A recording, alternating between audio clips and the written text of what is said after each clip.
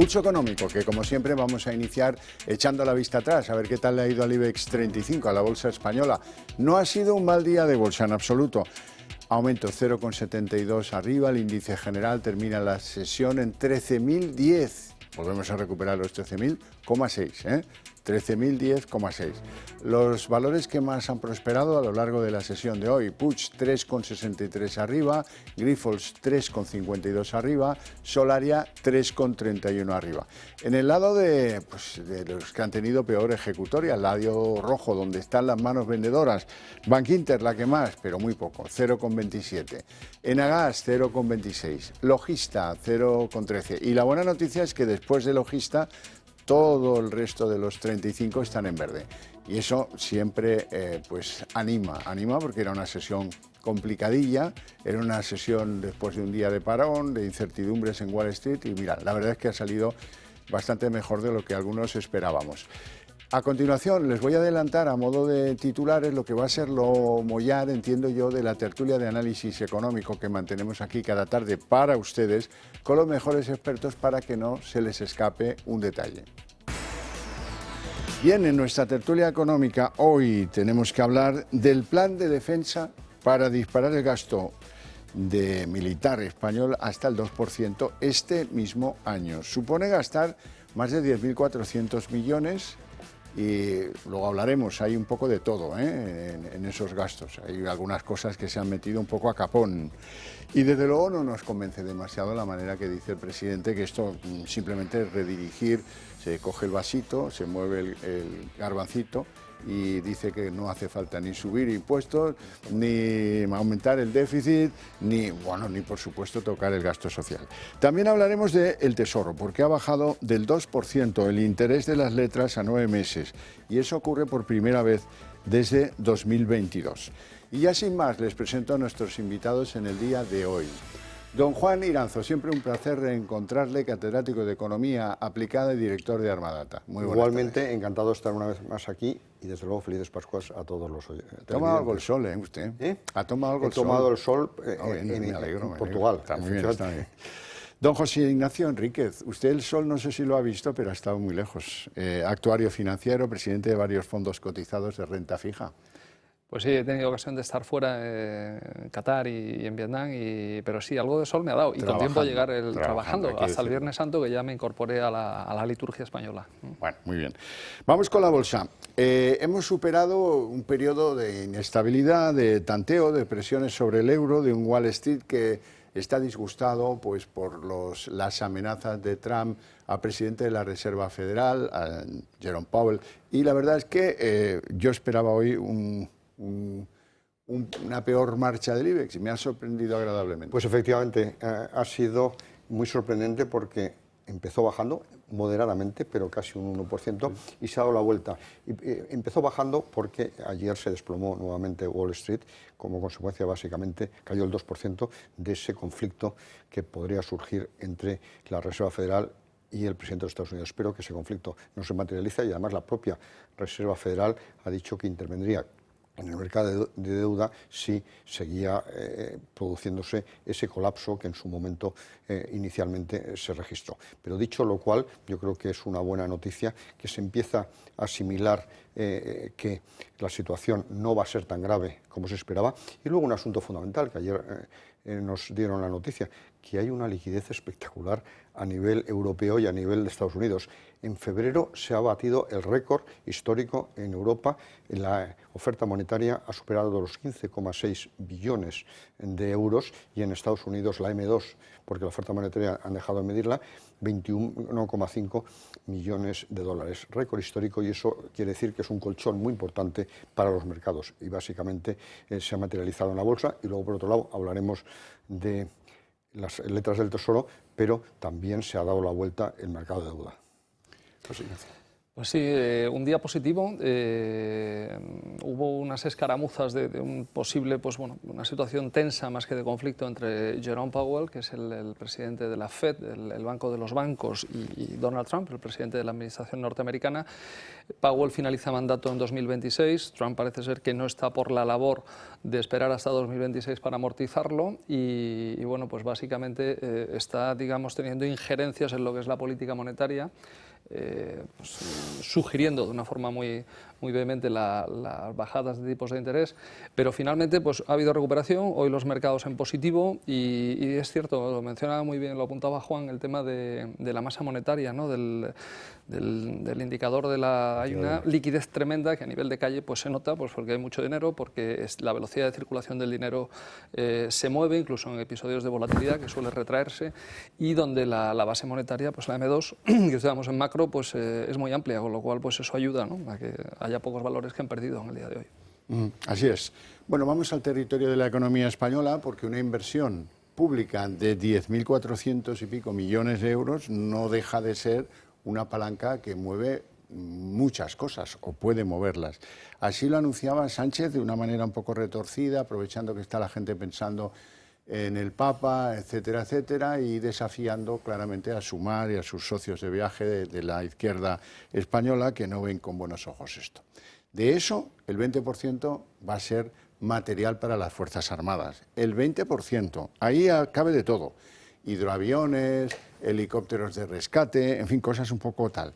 Lo que más ha sorprendido en el terreno de lo económico es que dice Sánchez que eso se puede hacer sin nuevos impuestos, sin rebajar un euro el gasto social y sin producir déficit. Entonces, ¿cómo? Dice, no, se trata de reconducir ayudas que se nos habían dado para lo de la resiliencia y cosas que teníamos en ahorro porque pagamos menos interés por la deuda.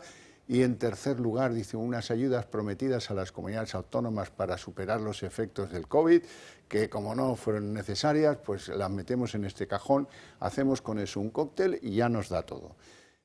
La oposición dice que pase por el Congreso, que eso así no se puede aprobar. El Gobierno considera que esto está dentro de sus funciones. ¿Cómo lo ven? Pues en primer lugar, sorprendente. Con una sorpresa enorme, porque es muy sorprendente, porque no me esperaba yo hoy, ni mucho menos, que sacase pecho y dijera el 2% que me obliga precisamente la OTAN, y no para este año, lo voy a cumplir ya. Y eso ya es bastante sorprendente, este año. En segundo lugar, ¿de dónde saca el dinero? De esos 10.471 millones, que es lo que le sale prácticamente para que resulte un 2% del PIB, estimando que el PIB puede crecer un 2,3%. Es aquello de hacer la cuenta al revés. Efectivamente. Pero dicho lo cual, lo que primero que hay que recordar es que la inversión en defensa es una necesidad y no una obligación, como él lo plantea con la OTAN. Es una necesidad porque garantiza la soberanía de un país. En segundo lugar, hay que poner de manifiesto que yo no sé muy bien de dónde salen los fondos, como usted ya estaba apuntando, de Next Generation y de los ahorros del presupuesto del 2023, que tenía un déficit espectacular. Por tanto, sorprendente, y que además es coherente con ese aumento de la deuda a la que luego nos referiremos dentro de unos minutos. De tal manera que, primero, los fondos son bastante sorprendentes.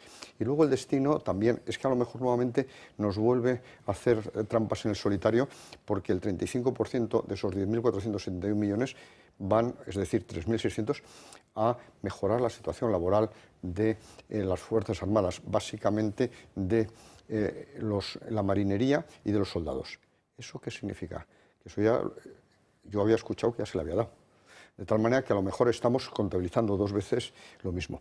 Y luego, como usted muy bien dice, 3.000 millones, 3.123 me parece que era exactamente, a mejorar las telecomunicaciones y la seguridad de las telecomunicaciones de las Fuerzas Armadas, ciberseguridad, que es bastante también sorprendente.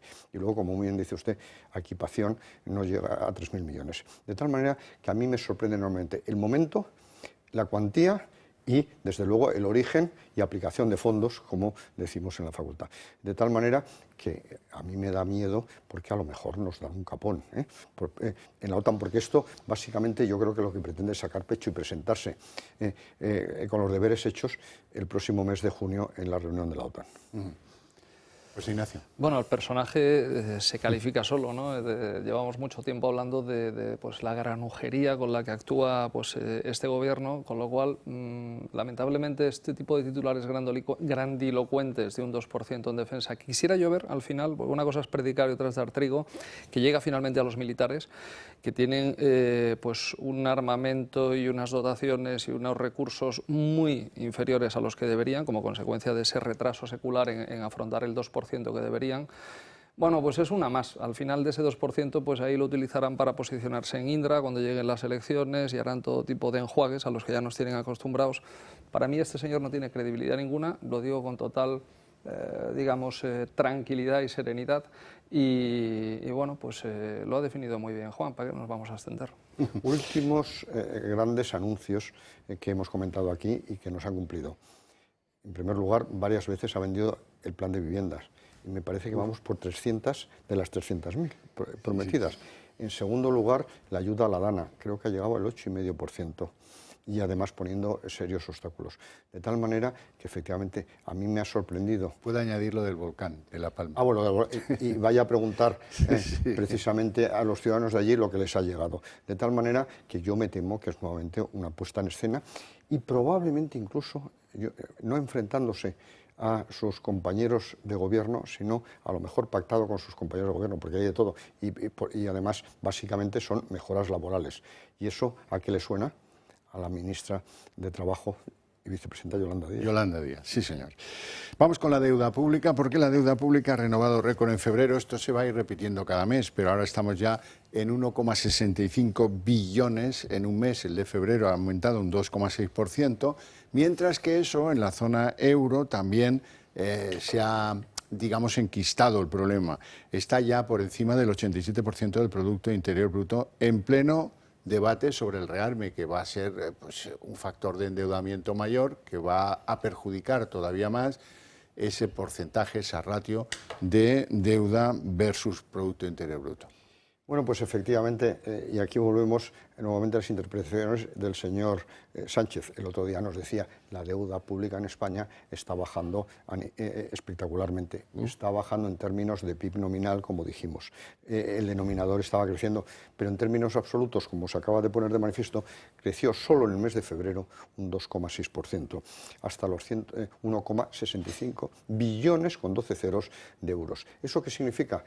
Que aunque hayan bajado algo los intereses, el pago de intereses supera ampliamente ese 2% del que sacaba pecho de gasto en defensa. Por lo menos está en el 2,5% en el mejor de los casos. De tal manera que esta es una bola que nos va creando un gravísimo problema y que además se ha contagiado a nivel mundial y sobre todo en Europa. A mí me preocupa que esté enquistado en ese 87% del PIB, que desde el COVID las emisiones han sido espectaculares y además hemos tenido recientemente una mala noticia, como aquí también hemos comentado, que ha sido que precisamente Alemania haya cambiado el artículo de la Constitución que limitaba la emisión de deuda al 60% en principio del PIB. De tal manera que creo sinceramente que estamos ante una situación enormemente preocupante y que hay que tener en cuenta que no solo tiene graves consecuencias económicas, porque tiene altísimos costes, por ejemplo, en el caso de los tipos de interés, por tanto, de los costes financieros, pero también es una carga intergeneracional que tiene un alto coste moral. Pues por apuntar en la misma dirección, destacar que los intereses están en un nivel históricamente bajo. No llegamos a los niveles, pues digamos, de tipo de interés cero que padecimos después de la gran crisis de deuda, precisamente, pero estamos con unos intereses, una carga de interés para los estados que es muy llevadera, con tipos reales del entorno del 2%.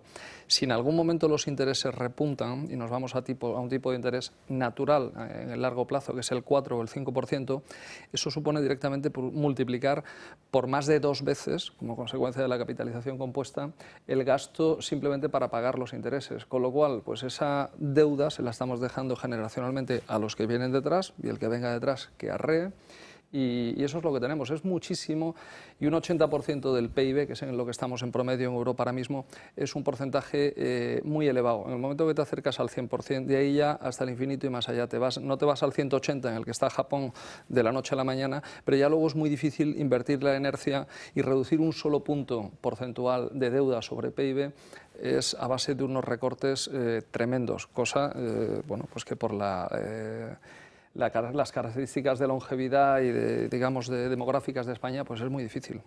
Enrique, vamos con el Tesoro. El Tesoro hoy ha bajado el tipo de interés de la subasta del 2%, las letras a 9 meses ya están por debajo, y eso sucede ahora por primera vez desde el 2022. Sí, pues bueno, viene un poco a comentario de lo anterior.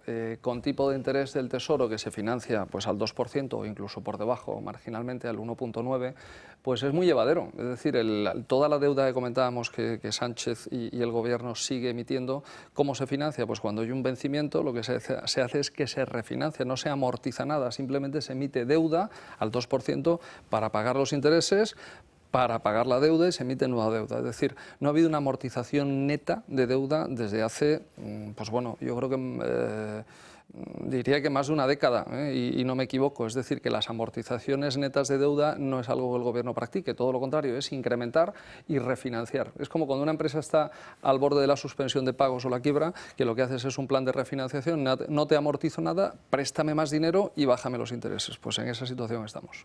Pues hombre, yo creo que es una buena noticia, en primer lugar como ciudadano, porque me va a costar algo menos la financiación de esa deuda de la que estamos hablando. En segundo lugar, es una buena noticia porque quiere decir que probablemente el colapso que se había producido en el mercado de deuda ha sido muy transitorio y pasajero, que a mí me preocupaba enormemente, mucho más que el impacto que tuvieron los aranceles o el anuncio de aranceles en las bolsas. Me preocupaba mucho más el asunto de la deuda. Nos han preguntado muchos televidentes que no terminan de entender.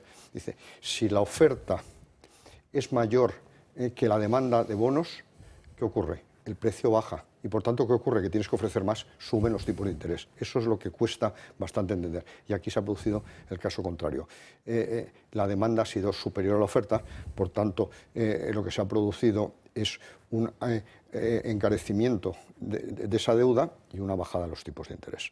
Por tanto, yo creo que es una buena noticia, pero ojo, que evidentemente no podemos seguir aumentando la deuda, porque efectivamente en la misma noticia aparecía que aproximadamente el Tesoro necesita este año un incremento neto de deuda de unos 60.000 millones de euros. Deuda nueva por 60.000 millones. Deuda nueva. Que nos entienda todo. Y la refinanciación anterior de los vencimientos, claro. José Ignacio, tú que tienes querencias suizas, he pensado en ti a la hora de preparar este tema. Hay una técnica suiza, un laboratorio muy importante, el laboratorio farmacéutico Roche, lo conocen todos han tomado alguna píldora o algún medicamento Roche, ha decidido que va a invertir en 5 años 43.400 millones en Estados Unidos para producir allí y evitar los aranceles de ese modo. Es una manera muy suiza de arreglar las cosas. Es una manera muy suiza, y Javier, y sobre todo de saber leer el guión de lo que está ocurriendo. Roche ha mandado un mensaje muy potente a la administración Trump diciéndole que van a invertir 50.000 millones de dólares, esos 43.000 millones de euros traducidos al cambio. Va a invertir 50 billions en los próximos 5 años. Actualmente Roche tiene 25.000 personas trabajando en los Estados Unidos, produciendo pues, productos de tipo farmacéutico, y con esta inversión van a ampliar en 12.000 más, es decir, que nos vamos ya a unas cifras pues muy importantes, ¿no?, de creación de empleo. Lo van a utilizar para técnicas no de radiodiagnóstico, es decir, que no van a ser para comprar grandes aparatos, sino para invertir, y se suma a lo que la otra gran empresa farmacéutica suiza, Novartis, que es aún mayor que Roche, hizo el día 11 de abril. Novartis fue todavía más rápida. Novartis el mismo día 11 comunicó que un programa de inversiones por 23 billions US dólares, 23.000 millones de dólares, que traducidos al cambio en euros, pues unos 20.000 millones, justamente para ir, digamos, al dictado de lo que la administración Trump quiere, y es que inviertan. Con estas inversiones, Roche ha declarado en el business plan que le ha presentado a la administración Trump que tendrían un surplus, es decir, se produce más en Estados Unidos, se exporta más de lo que importan y se sitúa pues en línea con lo que ha hecho Novartis, con lo cual, bueno, pues este es el tipo de mensajes que ahora mismo las grandes compañías tienen que decir para que su cotización vaya al alza, y de hecho pues a Roche le está yendo muy bien, está en 320 francos suizos la acción, que es carísimo, que son casi 400 euros lo que vale una acción, y bueno, pues creo que es un mensaje muy potente. Y desde luego le sitúa en la trinchera de Trump. Eso es. Indudablemente. Bueno, desde el punto de vista arancelario, yo en este momento no sé qué pasa y cuál es la situación con el sector farmacéutico, porque inicialmente en esa presentación, en esa puesta en escena, el 2 de abril, se dijo explícitamente que el sector farma quedaba al margen de la protección, por tanto los aranceles. Luego creo que se anunció que se iban a restablecer, luego anunció que se iba a diferir. Por tanto, yo creo que esta inversión estratégica puede mirar al proteccionismo, pero básicamente lo que mira es a las ventajas competitivas que ofrece Estados Unidos, que eso hay que recordarlo, y por eso no entiendo el proteccionismo. Estados Unidos, que ofrece a las empresas los impuestos probablemente más bajos del mundo desarrollado, por tanto un incentivo importante, que ofrece personas cualificadas, formadas, porque hay que tener en cuenta que precisamente Roche ya tiene 15 laboratorios de I+D farmacéutico en Estados Unidos y por tanto lo que necesita es mano de obra cualificada, porque eso es su supervivencia futura. Tiene 13 plantas de producción, por tanto lo que ha hecho es ampliar y mandar un mensaje muy potente, como os ha dicho, que se apuesta por la inversión en un país frente a los grandes inconvenientes y trabas que se pone en ¿dónde? En Europa en general. Es que ese es el problema, que Europa ha sido desplazado por Estados Unidos como primer productor mundial de fármacos, que antes era Europa, y el peligro es que casi nos supere también China. De tal manera que evidentemente hay que ponerse las pilas, como favoreciendo la inversión y favoreciendo la actividad productiva y la actividad de I+D, y no penalizándolo a través de 1000 impuestos y 1000 regulaciones como sucede en Europa. Bueno, vamos con otro ejemplo. Hoy estamos viendo ejemplos de lo que está pasando en el mundo, pero en nuestra economía, en la europea y en la española. China avanza en España. Seguramente se acordarán de las camisetas del Madrid hace años que llevaban un sponsor que era Teka. Teka es una empresa española que tiene fábricas aquí y que ha sido comprada por un gigante chino que se llama Midea. Muchos tienen aparatos de aire acondicionado donde pueden leer Midea. Bueno, pues el gigante chino ha asumido la producción de Teka en España y esas fábricas pues ahora pasan a depender de un capital chino con ideas y con algunas dudas sobre la planta que tienen en Santander, pero que en general viene a demostrar cómo el inversor industrial europeo y sudeuropeo principalmente está muy débil. Está tan débil que una gran empresa china pues tiene oportunidades por todas partes para comprar. Hoy lo que se ha ratificado es la autorización para que se consolide y se produzca esa operación y que Midea empiece a fabricar y a vender desde las fábricas españolas. Hay que tener en cuenta que todos nosotros tuvimos acceso a algún electrodoméstico o alguna cocina de Teka. Y esta empresa inició una profunda crisis, sobre todo en su planta de Santander, que la recuerdo perfectamente porque yo voy allí todos los veranos. De tal manera que lo que se va a hacer es resucitar esa producción, que no ha llegado a morir afortunadamente, porque Teka en este momento tiene 3.000 empleos que probablemente se garanticen y ha llegado a facturar 600 millones en el año 2023, que son los últimos datos que se han conocido. Bueno, vamos a ver qué les interesa a los chinos, si la empresa con su plantilla o la capacidad de producir desde España. Sí, desde luego es una de las empresas Teka, junto con Balay, orgullo nacional, ¿no? de una tecnología muy elaborada. Y bueno, los chinos vienen con la idea rápido de amortizar puestos de trabajo que están muy por encima de los costes salariales que ellos tienen allí, en las fábricas de Midea. Sí. Y bueno, pues me vais a permitir que sea un poco mal pensado, pero ¿habrá habido alguna mano en ese viaje de Sánchez a China que ha estado recientemente de prometerle algún tipo de regalías a cambio de facilitar la operación? Visto el personaje, pues cualquier cosa. Con lo cual, vamos a ver cómo está la fábrica de Teka en unos años. De momento, pues bueno, la diferencia salarial es que es abismal. Es que el coste de un empleado en China, en comparación a lo que cuesta un empleado con los costes salariales que este gobierno ha puesto y con todas las, digamos, las presiones al empresariado en forma de cotizaciones y las europeas. Y las europeas, pues los pone en franca desventaja. Pues sí. Bueno, suerte a los trabajadores de Teca en ese nuevo futuro oriental que les espera. No tenemos tiempo para más, si acaso para dejarlo aquí, para que yo agradezca a estos dos caballeros su presencia en el programa y sus opiniones sobre todo, y a ustedes su paciencia e interés. Eso sí, para ustedes hay premio. A la vuelta de publicidad, la redacción abierta.